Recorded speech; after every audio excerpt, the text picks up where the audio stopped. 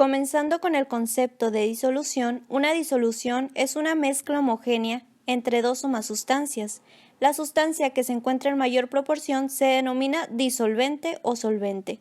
La sustancia en menor proporción y que se encuentra disuelta en el disolvente se le denomina soluto. Puede haber más de un soluto en una disolución. Por ejemplo, en una gaseosa el disolvente es el agua, pero podemos encontrar como solutos al gas, colorante, saborizante, azúcar, etc. Es importante mencionar que tanto el soluto como el disolvente pueden estar en estado gaseoso, líquido o sólido. El proceso de disolución consta de 3 etapas. En la primera se produce la separación de las partículas del disolvente. En la segunda etapa, las partículas del soluto comienzan a disociarse dentro del disolvente. Estas dos primeras etapas requieren energía para romper las fuerzas de atracción intermoleculares. Y finalmente, en la tercera etapa, las moléculas del disolvente y del soluto se mezclan y forman la disolución.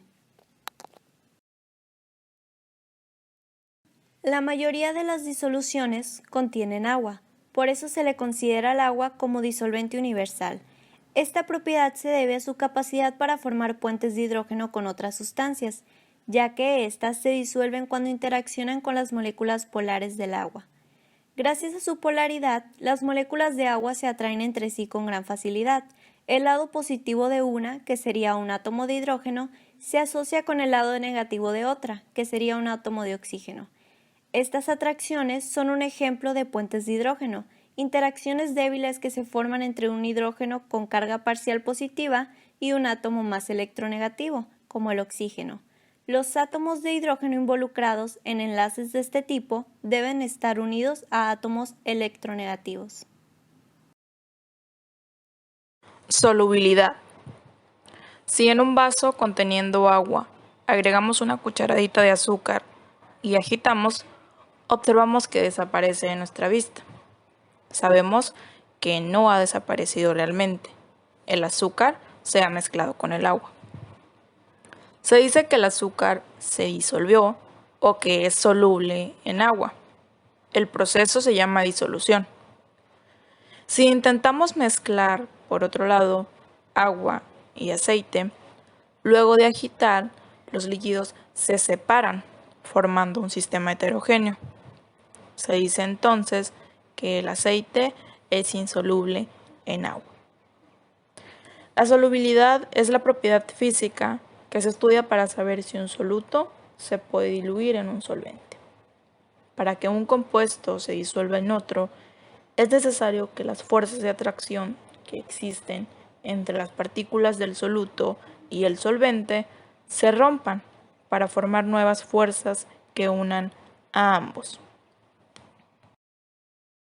El siguiente esquema nos permite comprender que la naturaleza y la magnitud de las fuerzas de atracción influyen en si un compuesto se disolverá o no en otro.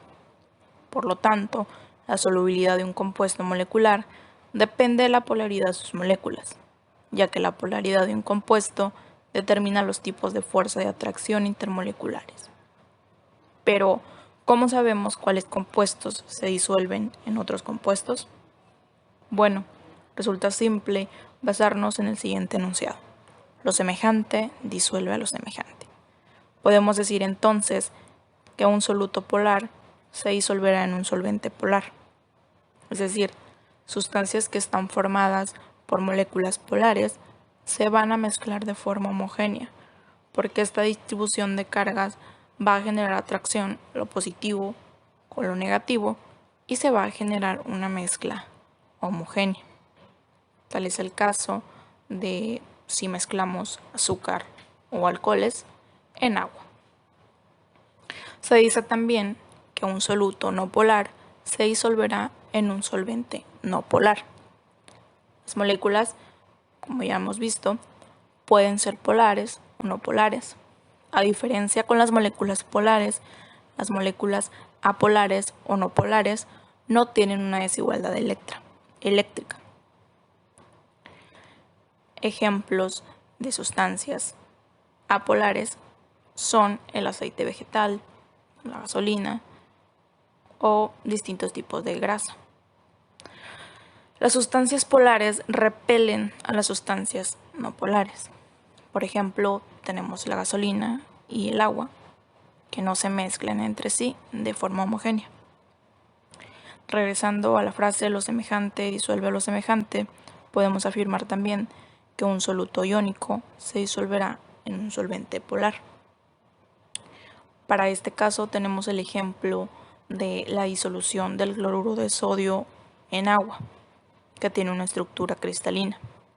Aquí los polos positivos de la molécula de agua atraen a los aniones, mientras que los cationes son atraídos por el polo negativo de la molécula de agua.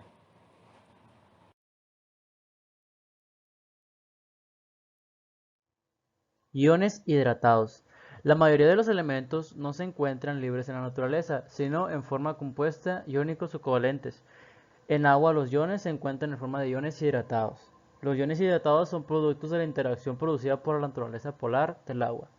Y aquí tenemos un ejemplo de la estructura cristalina del cloruro de sodio, que es un ejemplo de ion hidratado.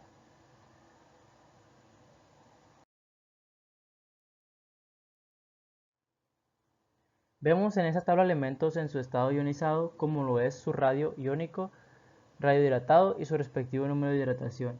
Como primer lugar, trataré de dar definición a lo que es un retículo cristalino. El retículo cristalino es la forma sólida de cómo se ordenan y empaquetan los átomos, moléculas o iones.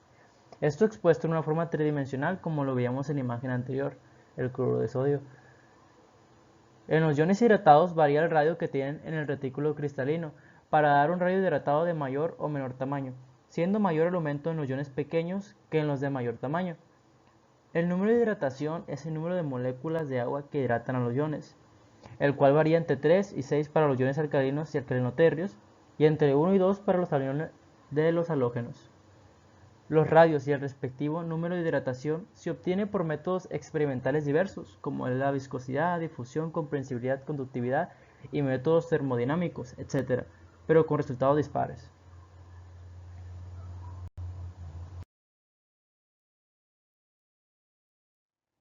Con esta imagen trataremos de dejar más en claro el concepto de ion hidratado, que nos dice que cualquier molécula de cloruro de sodio estará disociada en un ion de sodio y un ion de cloro.